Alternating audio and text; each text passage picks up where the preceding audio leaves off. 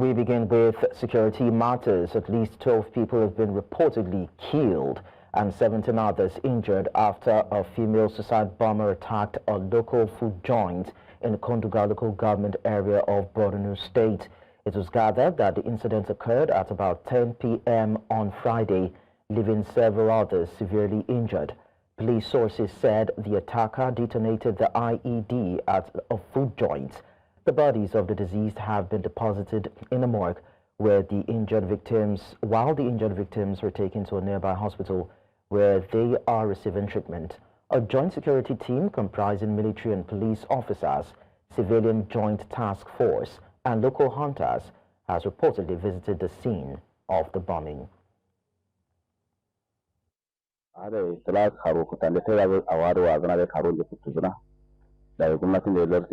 Budaya da anjaro bana asiri security har kwasan anjaro bana asiri sira bulada adri fusul don kuma bulada da na so leinde awali da lin turodo leinde ma leinde da da futu goro no ma da ma leinde ba sa kata da kaka da ma leinde a koti baro no ma rasu bulada kamara ga waru wa jimbo kamar leinde su kishi ma bulada da sawa leinde bulada da na fara ta ma ga rukata belada kata belada andero wata laga tiki kale wata sahara andero kuru sayar kala ngulta tara wuza au kuma gawalu sama ga kuru nanga sayar ce kala kira anga duk ko jike ba kuru krami gande woni yande wat awando lawan kun kamar biska kaje wasan di kwata wasan di ya minti ta ko ya wasu ma shirwa tan sawan da zoro sawan litinge karu kutta sedan je fulemena andi asa abunen kawsune kemba bika bune maro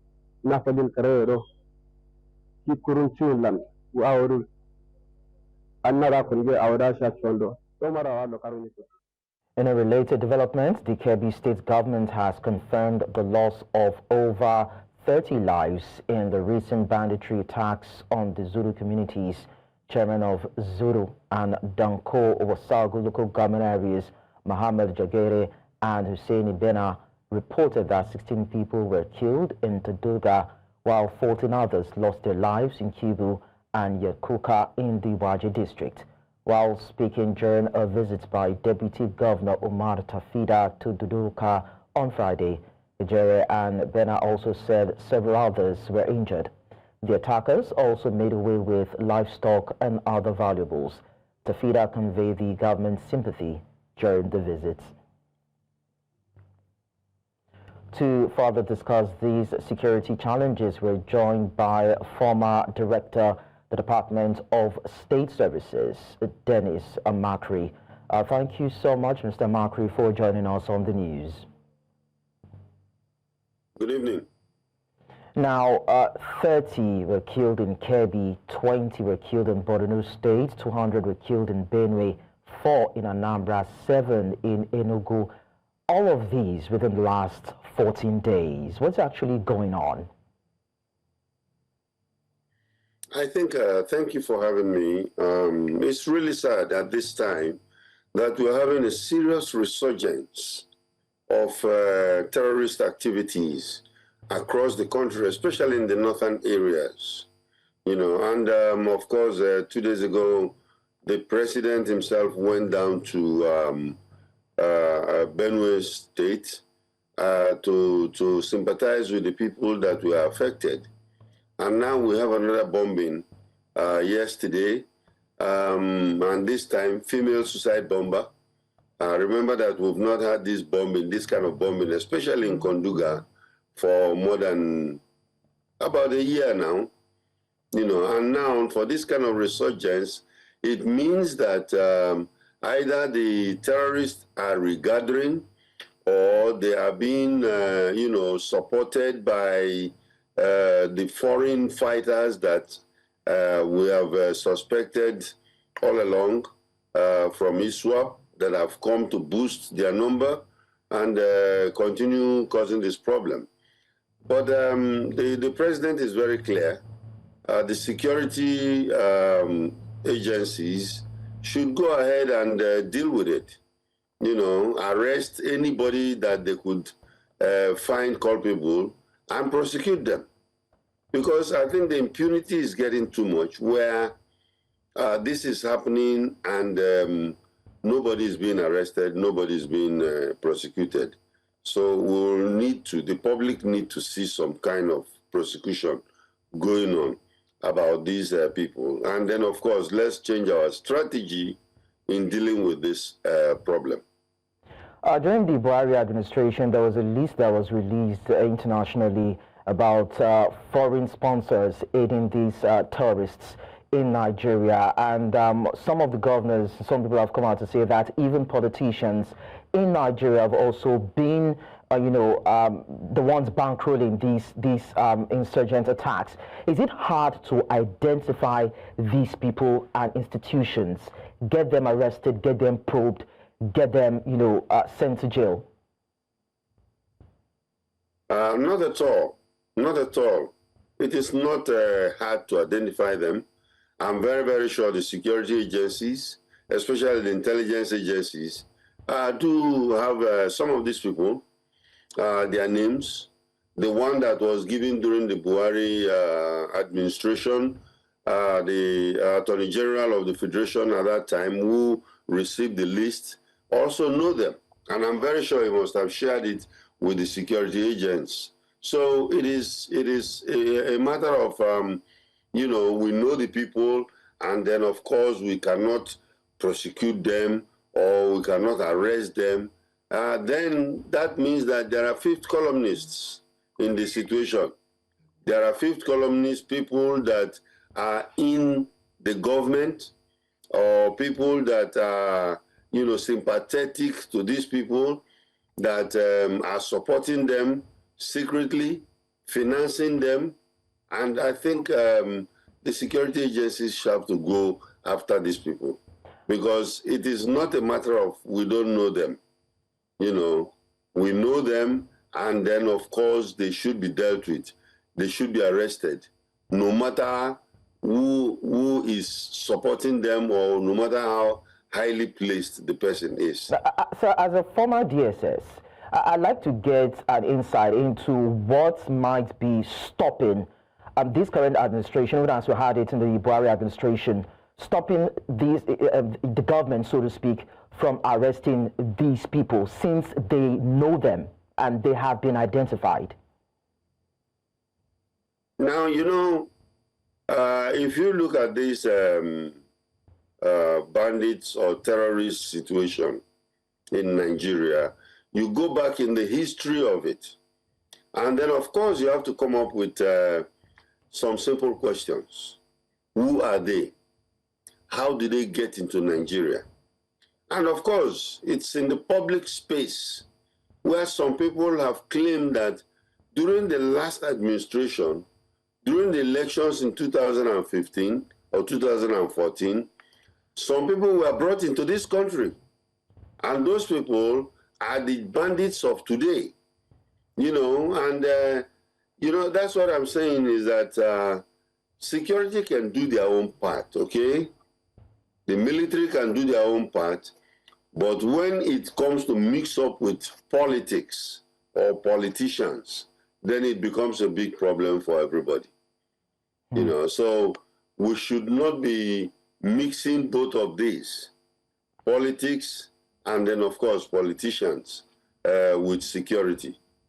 And even the fact that the North has been relatively quiet, aside one regional security meeting that they had, we've not really seen these governors come together to talk aggressively about stopping the incessant killings within their domain. Does it mean that they have been cowed? Repeat that again. I didn't get you properly. So I said, as looking at this situation from the point of the governors in this region, where we've seen attacks within their domain, and they've not been aggressively talking and pushing for efforts to deal with these killings in their territory, does it mean that they have been subjugated or cowed? Oh, you're talking about the governors? Yes, in the region.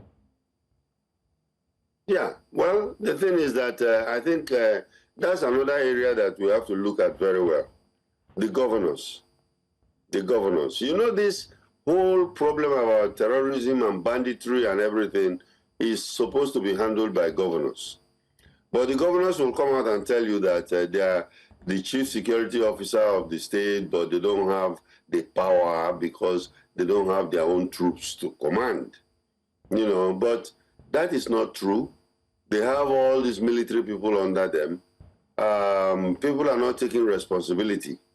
They are always referring it to the federal government.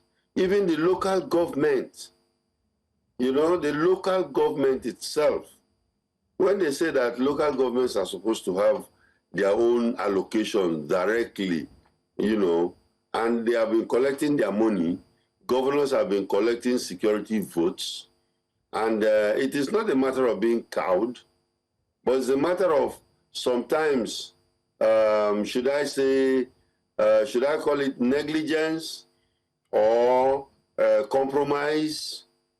Because there's a former governor that was known to have even hobnobbed with a bandit leader, and how do you handle that if the political will is not there for at least the president himself to deal with it? And of course, there are many, many cases where the former administration has overlooked, like the list you mentioned. The list is there. Government knows them. We thought that they were going to send it to the security agencies to deal with them, but maybe there are some important people on that list, and the list just died away. So I think we have to be more serious about this. It is not a matter of security people. Security people are doing their best. But like I said, when you mix politics with security, then we're not going to get a very good result. All right, so now these killings have been politicized. We are not really seeing concrete steps towards having a state police. But then we've seen a state governor, that is the Sokoto state governor, coming out to say that there's a possibility that there could be some sort of dialogue with these terrorist groups. Do you think that can work to help deal with terrorist attacks in their domain? It cannot work. I don't believe in dialogue with criminals.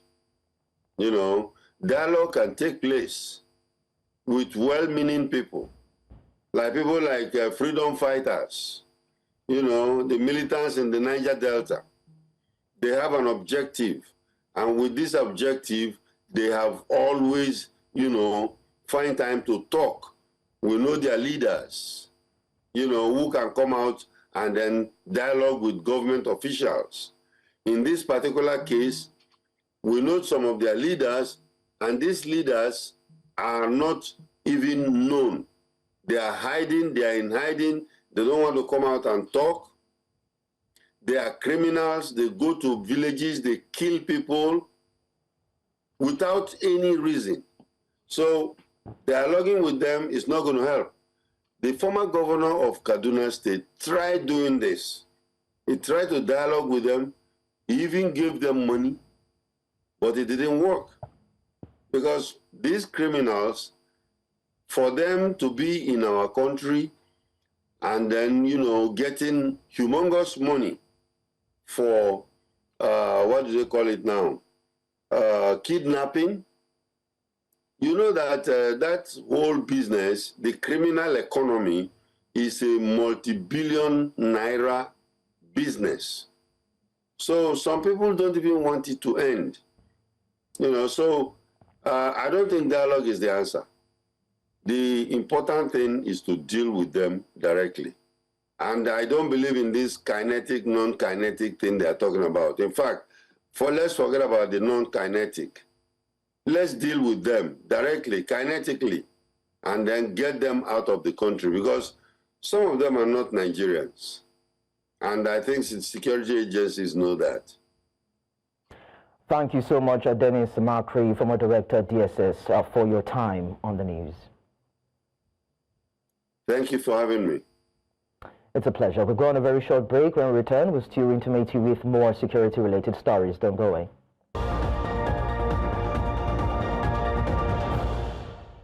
Many thanks for staying with us. Still on security, Plateau State Governor has expressed deep sorrow over the mob attack in Mangon District, Mango local government area, which claimed 8 lives on Friday, June 20, 2025.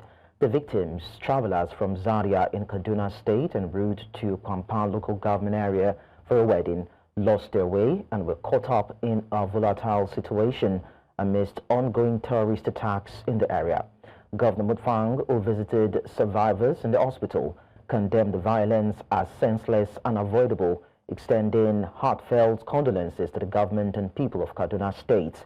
A high-level delegation will visit Kaduna to convey sympathies and reinforce Plateau's commitment to peace and hospitality. Now, at least 5 people have been confirmed dead after a suspected explosion involving a military-grade mortar bomb which rocked a community in Kano State. The Commissioner of Police of the state, Ibrahim Bakori, who visited the scene shortly after the incident, said the blast is believed to have come from military ordnance that may have been mishandled or improperly transported. According to preliminary investigations, the explosive was being moved by a trailer from Yobe State. However, it remains unclear whether the vehicle was operated by military personnel or contractors. The commissioner confirmed that 15 people were affected by the explosion. 5 have died, while 10 others are currently receiving treatment in the hospital. Tell us what actually happened with regards to the news we had regarding the explosion. In the morning, I received an information from DPO Mariri that there an explosive at Gidan Karfi in his area of jurisdiction. So I rushed to the place and I met 15 people injured. They were rushed to the hospital, Malamin Kano Teach Hospital, where I met the doctor confirmed 5 dead and 10 are receiving treatment. So far, what are your findings with regards to the vehicle, where it is coming from, and other things? When I arrived at the scene, it was restricted. So our EOD personnel are there working. But the information I received, is that the vehicle came from Yobe State. So one of the explosive exploded, and now they have recovered 7. What sort of explosive devices are these? It is suspected to be this mortal explosive, mortal bomb. Well, is it a common knowledge? Is it a common thing to have within scraps explosive of that nature, sir? You know, scavengers normally pick from those being waste bin and other things from all over. So maybe they have just picked it from somewhere and they brought it with the truck to Kano, to the factory where they normally upload it. Having known where Yobe State is and how sensitive that area is in terms of insurgency, is there the possibility of it being scraps from maybe insurgency? For now, I cannot say it because the case is under investigation. Away from that, the Ondo State Government has proposed a death sentence for whoever is found guilty of kidnapping in the state. This is in a bid to eradicate kidnapping in the state. The Attorney General and Commissioner for Justice in the state, Dr. Olukayo Diajulo, disclosed this while speaking with journalists on Saturday after the weekly State Executive Council meeting. It was gathered that the state governor, Lucky Aiyedatiwa, presided over the meeting. Ajulo said the proposal would soon be transmitted to the State House of Assembly for necessary legislative action.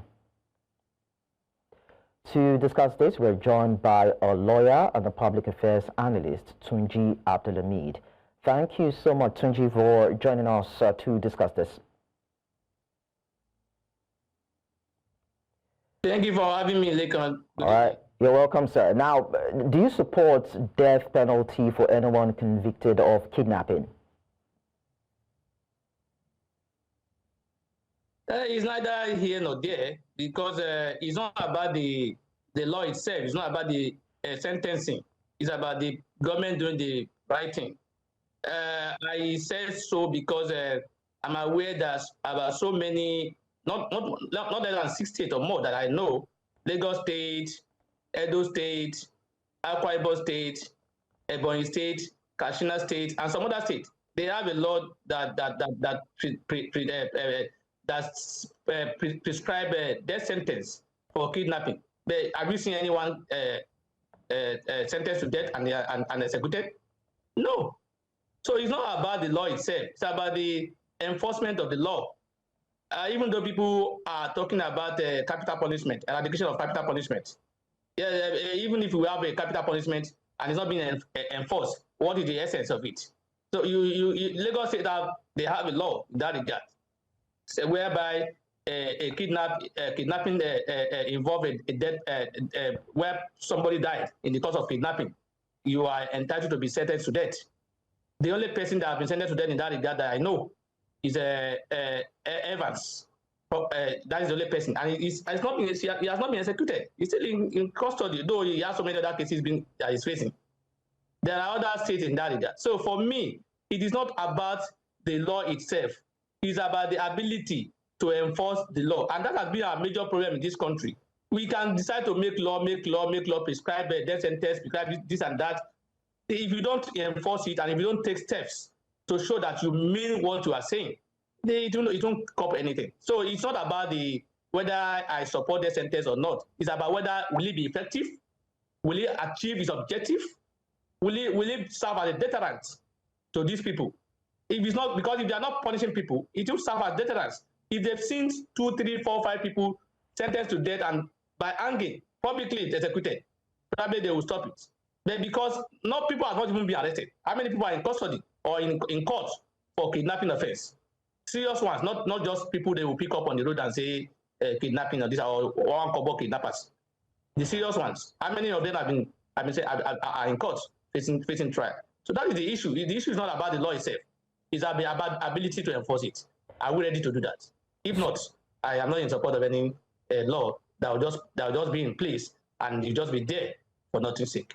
So the inability to enforce or implement such laws, so to speak, does it boil down to the lack of political will or maybe complicity on the part of the handlers and interpreters or enforcers of the law? Both are applicable as far as I'm concerned. Those who are supposed to enforce the law, some of them they are compromised. Those are in charge who are supposed to take proper steps are also don't have the political will. That's why you see a situation whereby those who have been killing people or who have been kidnapping people will be arrested and people will be talking about amnesty for them. That shows that there's no political will. Because I can't imagine a situation whereby you see a serial kidnapper who has key people or who has a reign terror on people, and you are talking about bringing back to the society by way of amnesty. It doesn't gel for me. So it's both. It's about lack of political will. It's about compromise. Even the court system is not helping matter. It's too complicated sometimes. And the police, who are supposed to be the one that will do the proper investigation, to be able to have proper conviction, they don't always do that job most times. Have you ever, Evans was arrested. How many people that he's working with, how many of them have been apprehended with him? Maybe 2 or 3. They won't do much investigation to be able to unravel so many other things behind it. They will just go with one, and that's all. So it's all encompassing. It's so many factors. So, political will, compromises in authority, compromise from those who are supposed to enforce the law. So talking about how complex this situation might be, I mean, many countries have abolished capital punishment, widely viewing it as a violation of human rights. So even while we grapple with the realities of how to implement it, how do we even draw the line to establish culpability or innocence? That is the point I'm making. You see, the issue of eradication of capital punishment is subject to a debate, and it should not be because one country is doing it, another country should not do it. And it's not because one country should do it and another country should not do it. It's about circumstance. Each country should look at its own circumstance and see whether or not this is what will deter people from doing it. If you believe killing people for wrongdoing will deter people, then you may go ahead. But the problem I have in our country is that I'm afraid that most times so many innocent people may not go for it. Because like what you said, the problem why we lack a proper prosecution is that there is no proper foundation for that prosecution, no proper investigation. It is only in my country where you see them arrest somebody and they will go to court again and start asking for order to detain him pending when they will finish their investigation. So why did you arrest him when you have not investigated? For you to arrest somebody, you must have your evidence. It is not so if the evidence is not properly gathered or is not there, there's no way you can conflict. That is the problem. So it's not about, sometimes it's not even about the judges. It's about those who are supposed to bring the matter before the court.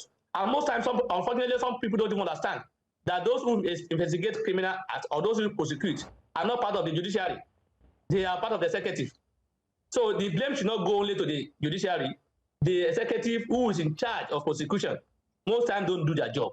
They don't do proper investigation. And without proper investigation, there's no way you can conflict. Court will not rely on evidence, on video, on TV, on newspaper, on social media to conflict. You must bring that evidence before the court. Most times we don't see this. That is the problem we have today. So lack of proper investigation is one of the obstacles why the enforcement is not proper. It's not being done properly.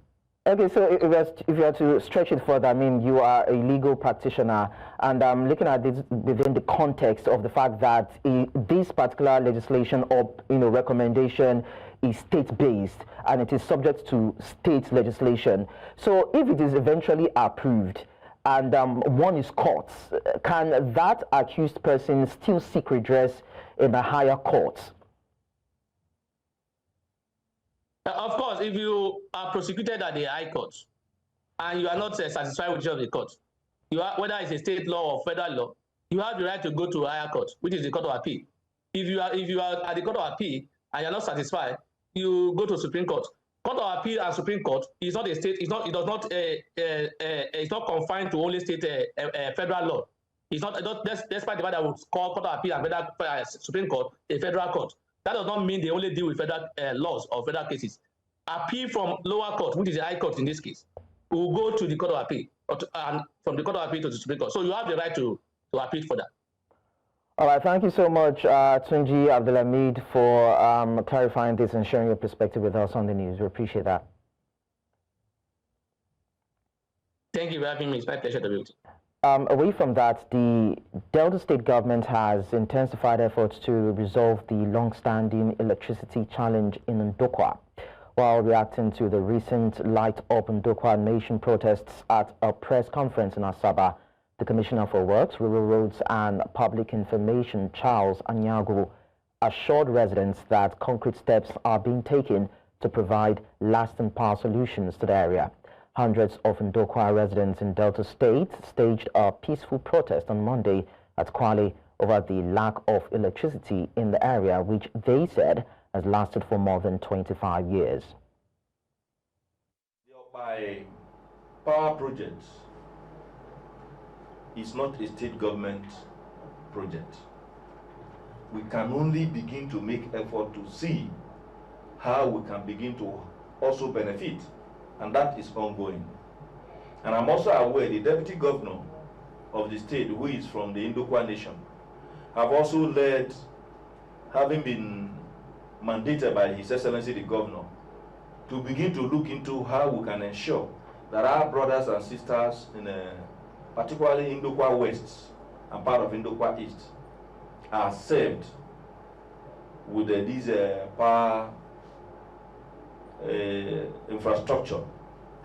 There have had several meetings with them. An effort is being made to deal with the challenges between the dam power holding before it moved to Benin Electricity Distribution Company, as to how to settle certain outstanding liabilities so that they can now begin a process of getting them reconnected to the grid.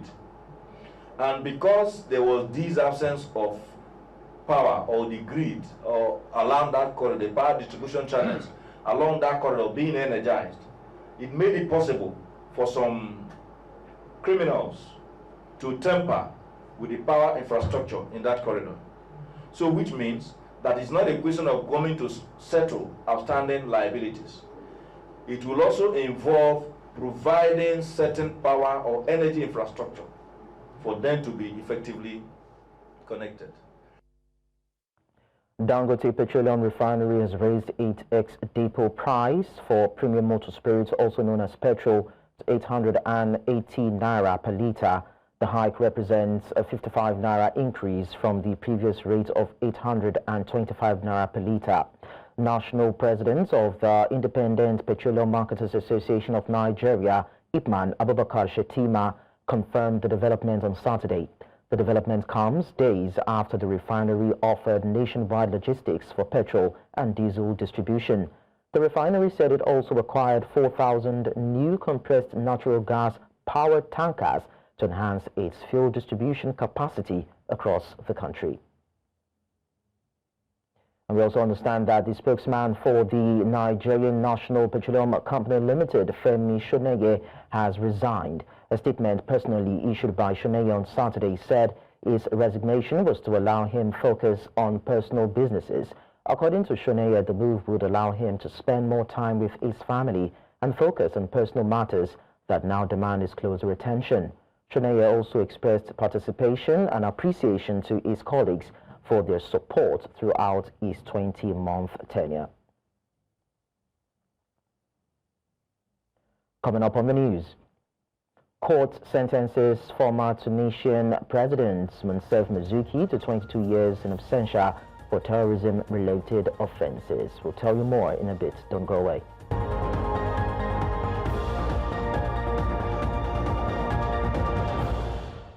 In other parts of Africa, a Tunis court has sentenced exiled former President Monsef Mazuki in absentia to 22 years in prison for offenses related to terrorism. 4 other defendants, including his former advisor Imed Dayami and former head of the National Bar Association Abdelrazak Kelani, were also handed the same sentence. A staunch critic of President Kais Saied, who has been living in France, Mazuki had already been sentenced in absentia to 12 years in prison in 2 separate cases, one involving provoking disorder. The latest ruling came after a press conference held in Paris, during which he, along with Dayami and Kelani, sharply criticized state institutions and members of the Tunisian judiciary.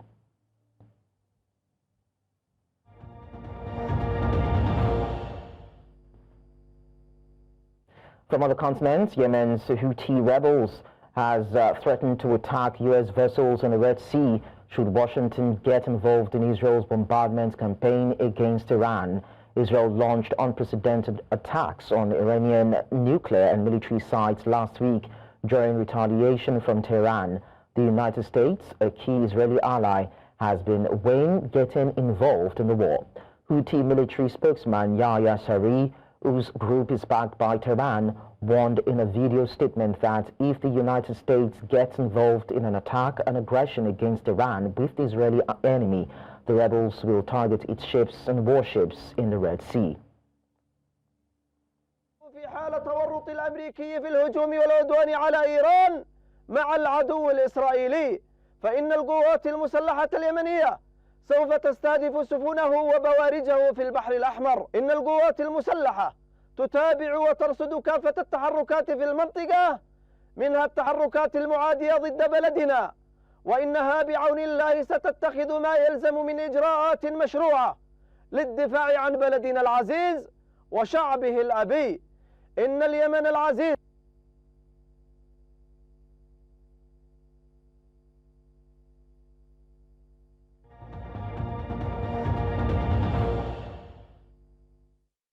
In business, President Bola Tinubu has called on West African nations to end the practice of exporting raw minerals without processing them locally, urging instead for investment in regional value chains, manufacturing and innovation. Speaking on Saturday at the inaugural West Africa Economic Summit held at the Bola Ahmed Tinubu International Conference Center in Abuja, The Nigerian leader stressed the urgency for collective economic transformation across the region. The summit, an initiative of President Tinubu in his capacity as chairman of the ECOWAS Authority of Heads of State and Government, precedes the 67th Ordinary Summit of ECOWAS, scheduled to be held on Sunday at the State House Conference Center in Abuja. President Tinubu warned that intra-regional trade within West Africa remains under 10%, which he attributed not to a lack of political will, but to poor coordination.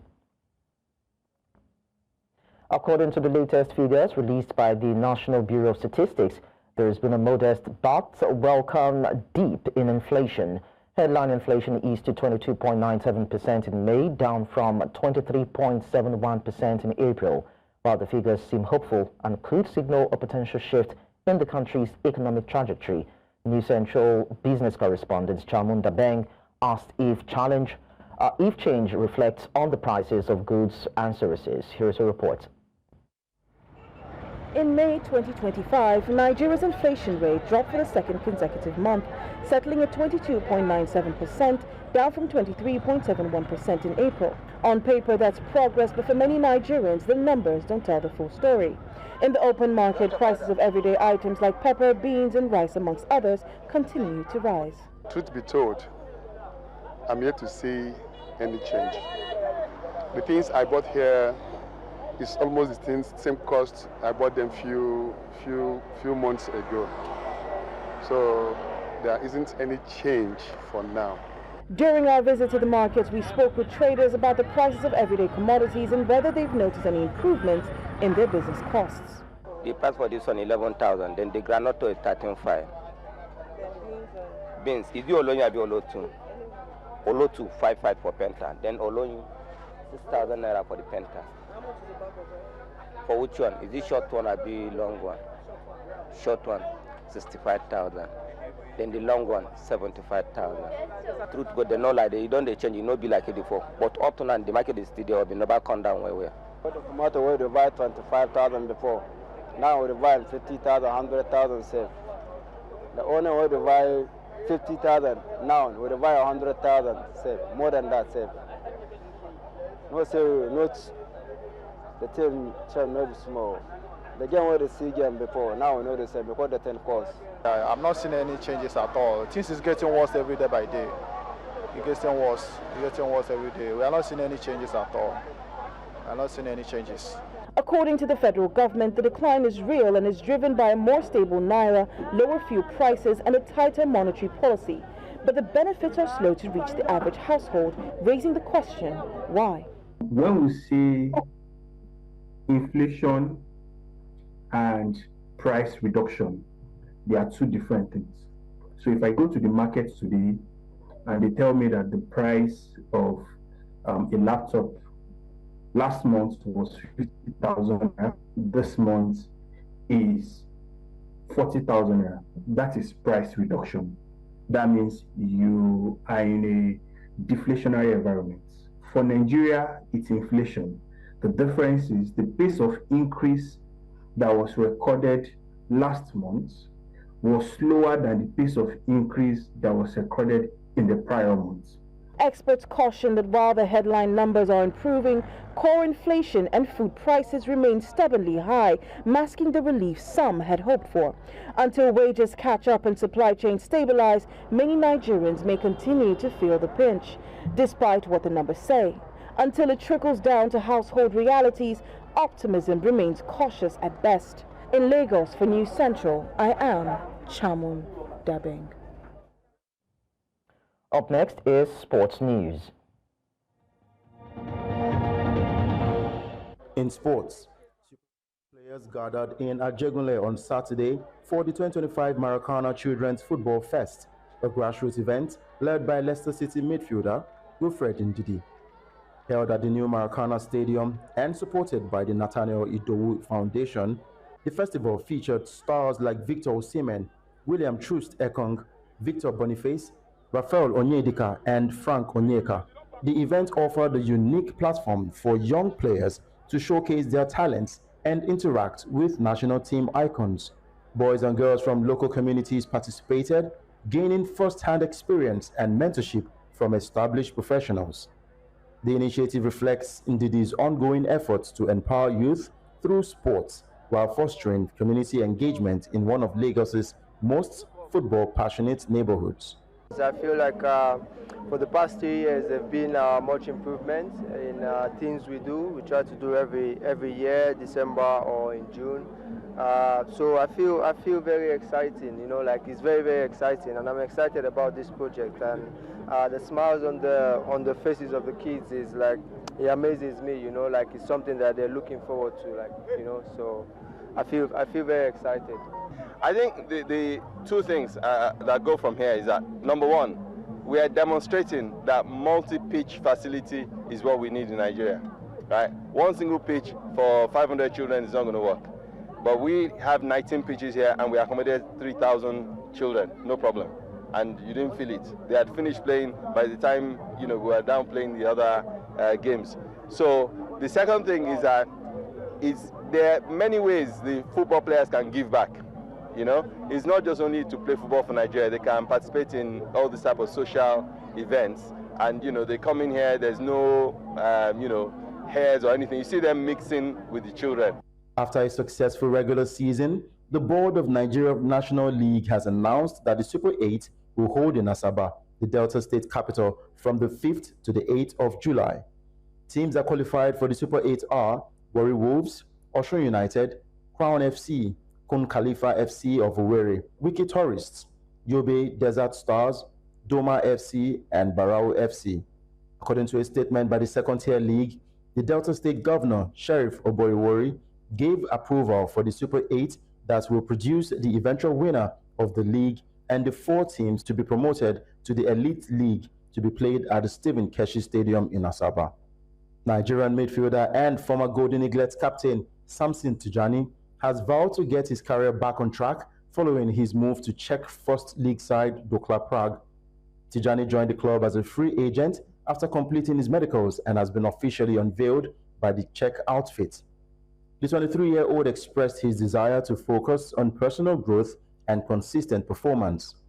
Tijani began his European journey in 2020 when he signed with Austrian giants Red Bull Salzburg from Collins Edwin Sports Academy in Nigeria.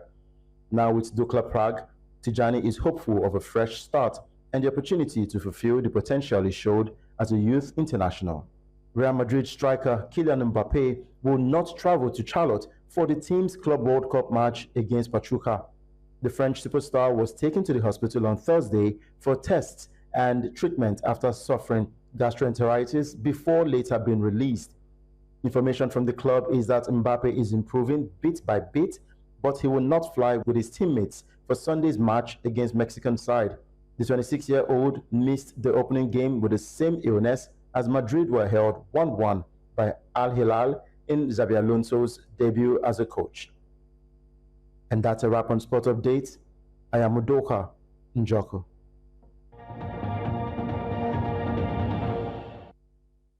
And that's all at this hour, but then we look at our top stories before we go. 12 people have been reportedly killed as female suicide bomber detonated IED at a food joint in Borno State. Dangote Refinery has increased petrol ex-depot price to 880 naira per litre. We also told you that a court has sentenced former Tunisian President Monsef Mazuki to 22 years in absentia for terrorism-related offences. Do send your eyewitness report to the WhatsApp number on the screen. You can also watch us, also follow us on social media. We are at News Central TV. Watch us live on DSTV channel 422, GoTV channel 23, Star Times channel 274, Avo TV, and YouTube. Many thanks for watching. I am Likon Onobanjo.